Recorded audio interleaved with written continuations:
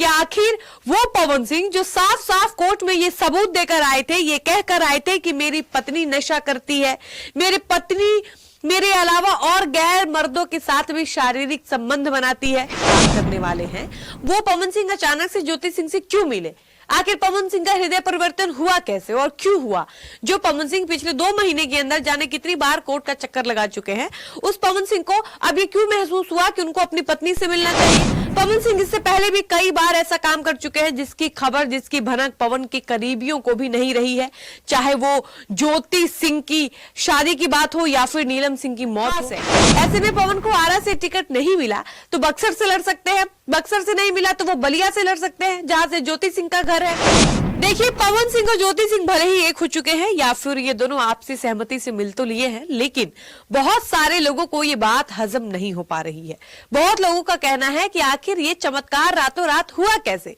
क्योंकि 10 दिन पहले पवन सिंह ने एक मंच से ये स्टेटमेंट दिया था कि कितना केस लड़ चुके हैं, 1-2 केस और लड़ लेंगे। और जब भी पवन ये कहते हैं, उस वक्त पवन की टीम के छोटे बाबा पीछे से कहते हैं कि फिर से दिया ही एक बार 3 करोड़, और 3 करोड़ देने की बात यहाँ किसके लिए की जा रही थी वो आप सबको पता है। ऐसे में कहीं ना कहीं ये सवाल उठता है कि आखिर वो पवन सिंह जो साफ साफ कोर्ट में ये सबूत देकर आए थे, ये कहकर आए थे कि मेरी पत्नी नशा करती है, मेरी पत्नी मेरे अलावा और गैर मर्दों के साथ भी शारीरिक संबंध बनाती है, जिस पवन सिंह ने इस बात का सबूत पेश किया था कि मेरी पत्नी के पेट पर गोली का निशान है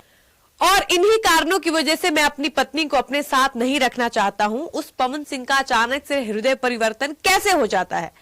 कि वो इंसान बिना मीडिया को बताए, बिना किसी को खबर दिए अचानक से लखनऊ में जाते हैं और ज्योति सिंह से मिलते हैं और बाहर तस्वीर वायरल होने लगती है। नहीं था, पवन सिंह इससे पहले भी कई बार ऐसा काम कर चुके हैं जिसकी खबर, जिसकी भनक पवन के करीबियों को भी नहीं रही है, चाहे वो ज्योति सिंह की शादी की बात हो या फिर नीलम सिंह की मौत हो। किसी को पता नहीं था कि पवन की जिंदगी में क्या चल रहा है, पवन किस दौर से गुजर रहे हैं। अचानक से उनकी पहली पत्नी नीलम सिंह की मौत की खबर आती है और पूरी भोजपुरी इंडस्ट्री एकदम से हिल जाती है। और सिर्फ उनकी पहली पत्नी का जाना ही नहीं, बल्कि पवन सिंह का रातों रात अचानक से दूसरी शादी कर लेना, अक्षरा सिंह को छोड़ देना, ब्रेकअप कर लेना, ये भी पूरे भोजपुरी इंडस्ट्री के लिए काफी शॉकिंग खबर थी। इसलिए लोग कहीं ना कहीं ये जानते हैं कि पवन जो भी करते हैं वो अचानक से करते हैं, उनके जो बहुत करीबी होते हैं वो भी नहीं जान पाते हैं।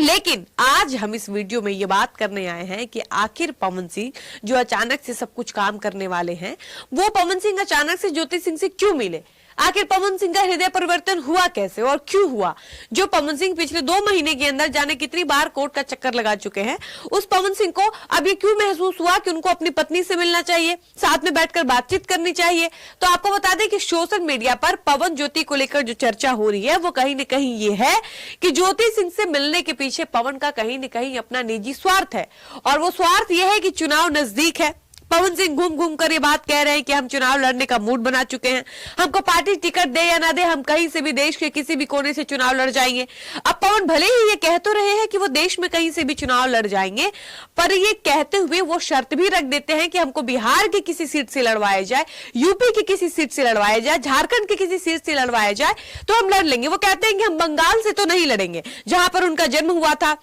वो 2019 में वहां से चुनाव भी लड़ने वाले थे, लेकिन फिर वो बंगाल, आसनसोल, इन सब सीटों को मना कर देते हैं। यानी कुल मिला जुलाकर पवन अपने तरफ से स्पष्ट करना चाहते हैं कि वो बिहार, यूपी के उन क्षेत्रों से चुनाव लड़ेंगे जिधर भोजपुरी बोली जाती है, जिधर पवन का नाम ज्यादा हो, क्योंकि भोजपुरी भाषी क्षेत्र जहां रहेगा वहां पवन के गाने ज्यादा सुने जाते हैं, पवन का स्टारडम ज्यादा है, और इन सब क्षेत्रों में जो भी पूर्वांचल का इलाका है वही पवन के लिए सबसे ज्यादा खास है। ऐसे में पवन को आरा से टिकट नहीं मिला तो बक्सर से लड़ सकते हैं, बक्सर से नहीं मिला तो वो बलिया से लड़ सकते हैं जहां से ज्योति सिंह का घर है, जहां की ज्योति रहने वाली है, जहां पवन का ससुराल है, उसके आसपास के जो भी इलाके हैं वहां से भी पवन चुनाव लड़ सकते हैं। और इसके लिए पवन का इमेज इन इलाकों में एकदम साफ सुथरा रहे, कोई भी उनके खिलाफ रोष, वहां के जनता में कोई आक्रोश ना हो। और आप लोग अगर भोजपुरी इंडस्ट्री में रुचि रखते हैं